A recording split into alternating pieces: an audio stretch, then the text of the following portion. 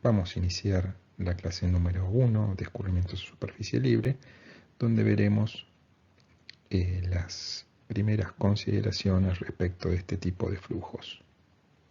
Los escurrimientos a superficie libre son aquellos en el que el total o una parte de la sección de escurrimiento esté en contacto con el aire. Es decir, que hay una de las caras al menos del escurrimiento a superficie libre donde existe una interfaz fluido-aire.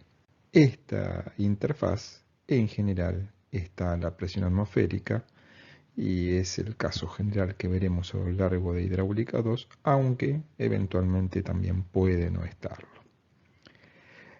Dentro de estos tipos de escurrimientos, de los escurrimientos superficie libre, podemos distinguir chorro o vena líquida, escurrimientos en cauce y escurrimientos en canal. En los escurrimientos en chorro o vena líquida, toda la sección transversal está en contacto con el aire. Podemos ver, por ejemplo, este es un perfil longitudinal de un salto de esquí, donde vemos que el flujo se despega del contorno sólido y hay una zona donde tenemos que la sección tanto por encima como por debajo está en contacto con el aire. Esto es un video en el laboratorio de hidráulica en Ezeiza, donde en un modelo físico podemos apreciar cómo se produce este salto aquí.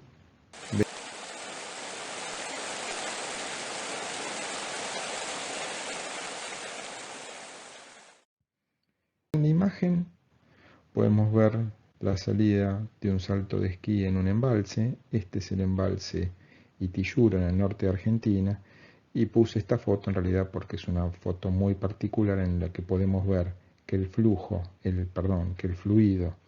que viene del embalse y pasa por el salto de esquí está fuertemente cargado de sedimentos. Normalmente en los embalses los sedimentos se retienen y el flujo va a ser un flujo con pocos sedimentos o ningún sedimento. Esta situación particular se da porque este embalse está totalmente lleno, es lo que se dice colmatado. Los escurrimientos en cauces, el alineamiento en planta no es recto, donde no tenemos una geometría muy ordenada. Lo mismo con el corte longitudinal, podemos tener una pendiente media característica, pero el fondo no va a estar perfectamente alineado con una única pendiente. Y la sección transversal puede ser más o menos regular, pero en general es una sección irregular que va a ir cambiando incluso sección a sección. En realidad, en los escurrimientos en cauce, tenemos que solo una parte de la sección está en contacto con el aire, es decir, una superficie libre bien definida, y en general esta línea que caracteriza la superficie libre podemos considerarla como una línea, como una recta horizontal. En general, el escurrimiento en cauces naturales es característico de ríos y arroyos, como podemos ver en cualquier situación en la naturaleza. En las fotos que les he puesto acá, tenemos distintos ejemplos de cauces naturales. Podemos ver, por ejemplo, arriba a la izquierda, esta es una planta del río Bermejo, donde incluso el cauce desarrolla meandros. Acá podemos ver que tenemos importantes curvaturas en planta, en el escurrimiento. Esto es muy típico de ríos que escurren en zonas de muy baja pendiente.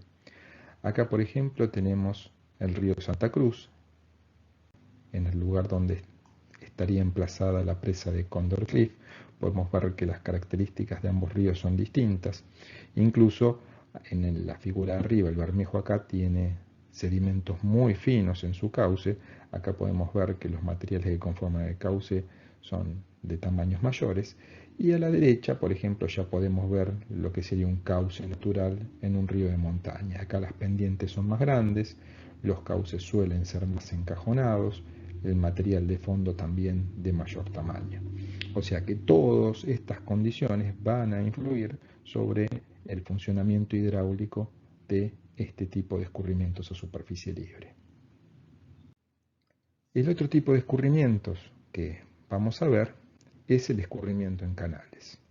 Este tipo de escurrimientos, el alineamiento en planta es recto. Tenemos pendientes de fondo bien definidas con tramos de pendiente uniforme. Podemos ver acá, por ejemplo, hay un quiebre de pendiente, pero en general podemos tomar como que es una pendiente uniforme por tramos. Y la sección del canal suele ser bastante regular. ¿Cuándo podemos considerar que tenemos un escurrimiento en canal? Cuando entonces la forma de la sección transversal se mantiene a lo largo del escurrimiento. En general, este tipo de cauces son cauces artificiales, es decir, que están construidos por el tipo de planta, corte y sección. Suelen ser bien regulares, entonces esto suele ser artificial, aunque muchas veces los cauces naturales los podemos simplificar y asociarlos como que funcionan como escurrimiento en canal. Esto es así si no hay grandes variaciones de la sección a lo largo del escurrimiento, si la pendiente del escurrimiento se mantiene más o menos uniforme y si no tenemos curvaturas en planta que modifiquen sustancialmente el funcionamiento hidráulico.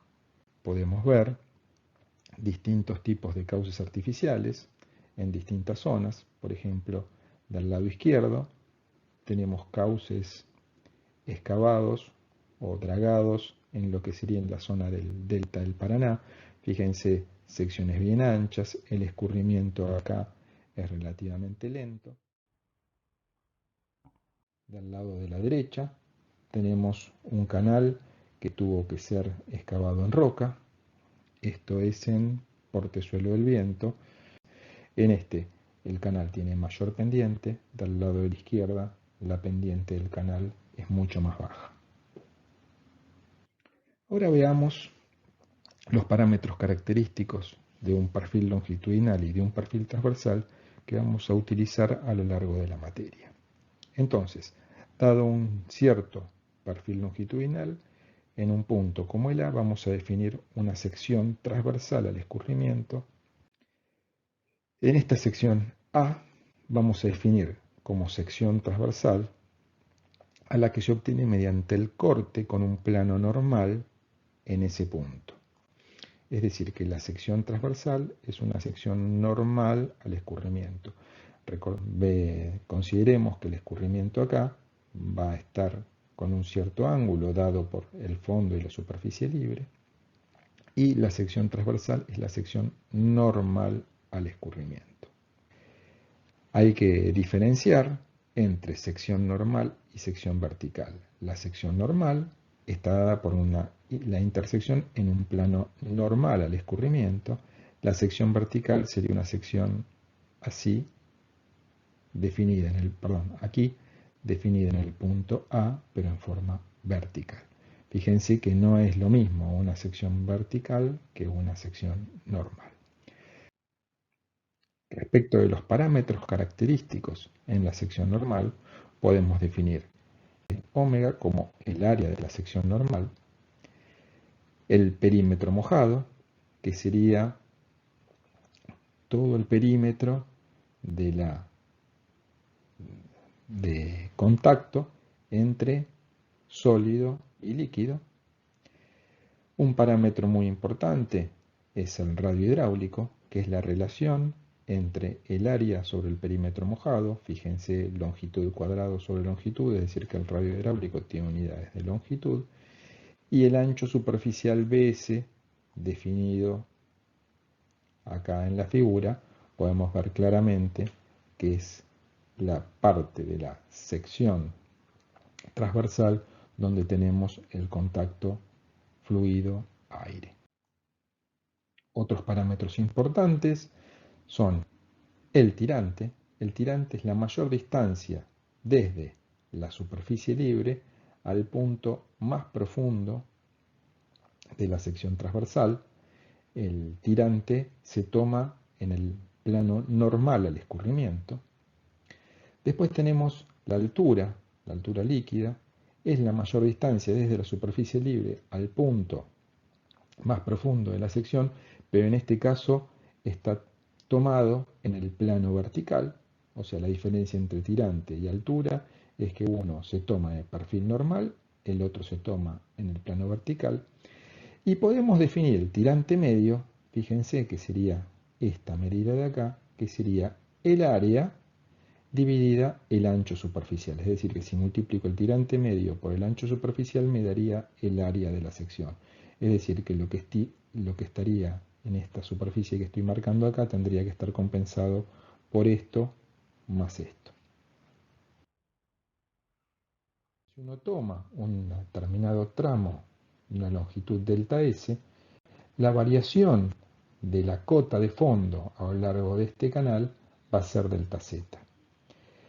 Vamos a considerar entonces la pendiente de fondo como la relación entre delta Z y delta L, es decir que en forma numérica podemos hablar de que la pendiente es la tangente del ángulo beta y es menos el límite cuando cuando delta L tiende a 0 de delta Z sobre delta L. Y en definitiva entonces podemos decir que la pendiente de fondo va a ser igual a menos delta Z sobre delta L. Es decir que cuando delta Z decrezca con el recorrido, o sea, la cota de fondo va a ir disminuyendo, la pendiente va a ser positiva. Es usual considerar la hipótesis de pequeña pendiente. Muchas veces los canales tienen un ángulo beta bastante bajo, entonces en estos casos la tangente del ángulo es aproximadamente igual al seno del ángulo, o es lo mismo que decir que el coseno del ángulo es aproximadamente igual a 1. Entonces, como delta L es delta S por el coseno del ángulo, podemos decir que delta L es aproximadamente igual a delta S.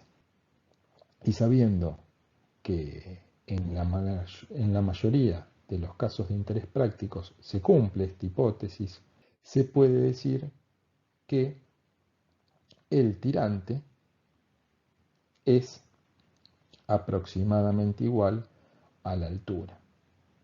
Es por eso que muchas veces se toma la altura en vertical como igual al tirante. Por ejemplo, tomaremos el caso del río Limay, que es un río que no es de muy baja pendiente, no es un río de llanura. Recuerden que el río Limay está en el límite entre Neuquén y Río Negro.